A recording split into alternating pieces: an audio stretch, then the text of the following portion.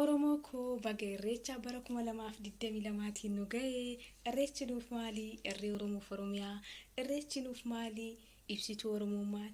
Irreechi nuuf maali? Aadaaf duudhaa keenya. Irreechi nuuf maali? Seenaa keenya. Irreechi nuuf maali? Bakka obbolaa keenya Oromoo gargar jiru walitti dhufne aadaa fi duudhaa safuu keenya itti calaqqisiifannee gammachuuf jaalalaan wal biraa galluudha. Irreechi nuuf maali? Tokkummaa. Irreechi nuuf maali? Jaalala. Irreechi waa hunda Oromooti. Baga ittiin nu ga'e. Borsaa deebtaan argee yommuu irreenfattu umaashee kadhatee yommuu siin deebitu uffata.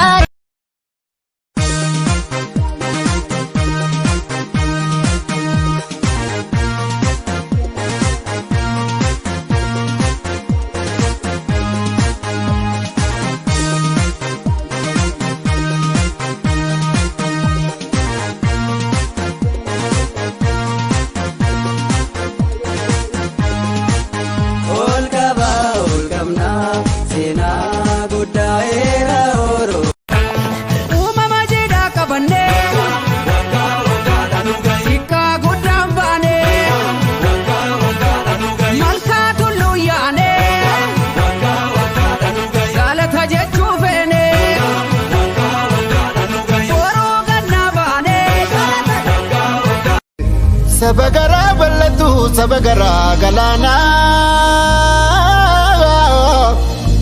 Oromo lamikiya kotire sabana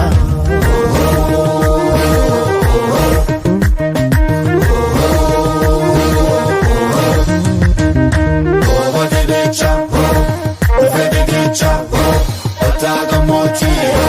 the